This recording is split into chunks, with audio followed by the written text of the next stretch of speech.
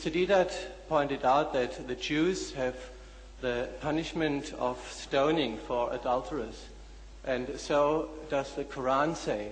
I would like to ask him to read to us from the Quran where it says that adulterers should be stoned. Could you please do that for us?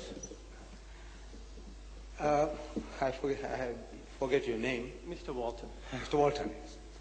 Now, this was not an exposition of what Islam says and what Christianity says with regards to that adulteress that they brought before Jesus. You see? Now, you haven't got an alternative answer to say what was Jesus scribbling. You haven't. If you had, you would have given it to the audience and said, look, this is what he was doing. He wasn't doing what Deedat suggests. So, in the absence of a theory that the Christian world has been absent, they have not been able to, the only assumption we can have is that for people to watch over his shoulder and walk away. What for? What are they reading?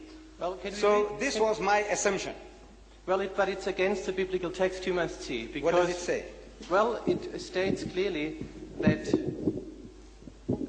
that Jesus first wrote into the sand, and afterwards he told the people, the one who is without sin may throw the first stone. You put the order the other way around, and then said when they looked over the shoulders, they could see that. The problem it doesn't say anything like that in the Bible. The problem is, what did he write? That's not my problem, it's yours. No, it's yours because you haven't got it. No, I don't need it because I don't make anything up. Now you need it. You see the Bible you are using. What Bible are you using there? I use the Bible. No, which Bible is it? Well, which Quran do you use?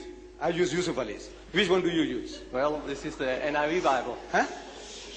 What Bible is it? In this case, it's the NIV Bible, but it doesn't matter. New International Version. Right. I could use the Greek New Testament as well. Now I can tell you that in the RSV, this incident about the adulteress is thrown out as a fabrication. No, sorry, it's at the bottom as a margin remark. In the text. Mr. Deedat, could you please answer to my question? Could you please read from the Quran? No. That is not my job. I spoke. The subject was. If you remember, the subject was Arabs and Israel. I spoke for 1.5 hours, and you haven't got a single question on the subject. I have. Please come to that first before we entertain you with other things. Mr. Deedat, if I put a question to anything you say tonight, then this is according to the subject. Otherwise, you have wandered away from your subject. The subject is Arabs and Israel, conflict or conciliation. On that theme, I spoke for 1.5 hours. No, otherwise you couldn't have made that statement. Please, could you please answer my question? Where does it say in the Quran? There is no such verse. Well, that about stoning. There is no such verse in the Quran.